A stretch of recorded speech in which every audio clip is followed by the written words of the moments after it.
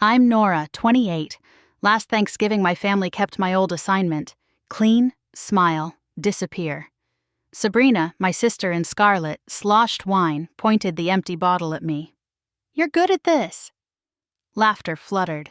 My mother, Marianne, added, "Be a help, sweetheart." Sabrina kicked off a red heel and nudged it beneath my chair. I lifted the stiletto, felt its pinprick meanness, and dropped it into the trash. The lid snapped. Silence held. The Illinois cold met me like a new rule. I grew up in a brick bungalow near Chicago, where the walls bowed to Sabrina's trophies, debate cups, framed letters, glossy trips I never took. My photo hid behind her certificates. Marianne poured her unfinished life into her. Alan, my father, let the storms pass. Their quiet landed on me. At 8, I brought home a blue math ribbon. Marianne glanced, then handed me Sabrina's worksheet. "Help her?" A headline became a footnote. Ritual followed. Toast her bagel, pack her lunch, finish the chores. She got tutors and piano. I wore hand-me-downs and saved diner tips for notebooks. Numbers made sense when people didn't. I modeled market trends for a state contest and won. No one came. Sabrina had regionals. Weeks later, my research echoed in her winning speech. The ribbon curled in a drawer. State U felt like oxygen. Finance clicked. Dr. Lena Park tapped my spreadsheets. "You think like a strategist." And Evan, a classmate, said I saw around corners. With them, I sounded like someone I recognized. Home still shrank me. When I texted about a hedge fund internship, Marianne wrote back, "Law is a higher calling. Graduation neared, my parents chose Boston, Sabrina's showcase, over my ceremony." Evan said, "Choose yourself or I'm gone." I froze. He left. Then the market collapsed. Offers dissolved. 5 months later, a small advisory firm took a chance. Rafael Ortiz gave me the hard problems.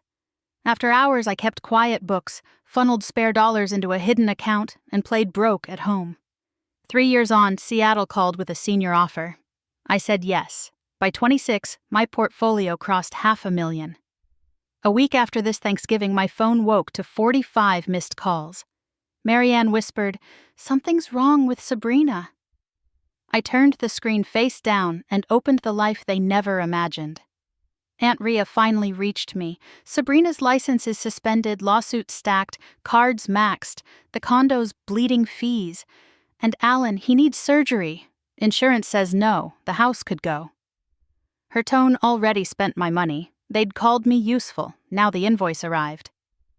I pulled a legal pad and wrote terms, not feelings. Public apology for the years they downsized me, no comparisons at dinner. My photos on the walls, no orders disguised as love. Help for Dad would be direct pay, my signature only, no middlemen. I printed contacts, routing details, an audit trail. Boundaries like locks.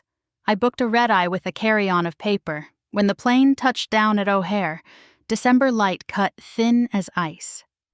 I drove past the brick bungalow and the framed letter glowing in the front room. The porch light flickered like an old habit rehearsing itself.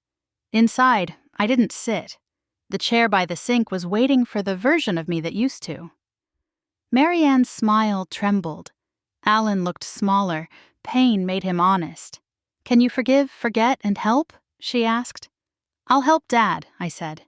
"I won't fund the pedestal that erased me." Tomorrow we gather everyone who ever clapped. Today I set the process. I opened my folder and placed the steps on the table like clean tools. Hospital first. Paid direct. Then the mortgage arrears. In my name. If the apology lands plain in public. Then new rules in writing. Break them and I lock the door. Marianne opened her mouth to bargain. She closed it. "Tomorrow," she said. "Tomorrow," I answered, and left the heel in the trash where I'd thrown it. By noon the next day, the house felt like a courtroom. I stood by the dining hutch, set my folder down, and named the agenda. Truth, surgery, new rules. Marianne tried a soft smile. I waited. "I favored Sabrina," she said at last. "I made you staff in your own home." The room thinned to a listening. Sabrina's sunglasses hid nothing. "I spent what I didn't have. I used you," she said. I called the hospital, read the reference number, authorized payment direct. A nurse confirmed. Alan's shoulders lowered like someone lifted a wardrobe. Next, I signed the mortgage catch-up. In my name, receipts routed to me. On the wall, I replaced a glossy certificate with a photo of the lake I used to watch in secret. Space opened. Seattle waited, but I stayed through discharge. Alan thanked me without asking for more. Marianne brought a hammer.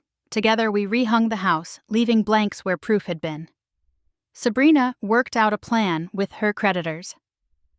I kept the ledger and my distance. Back in Seattle, January clarified, boundaries held, love did too.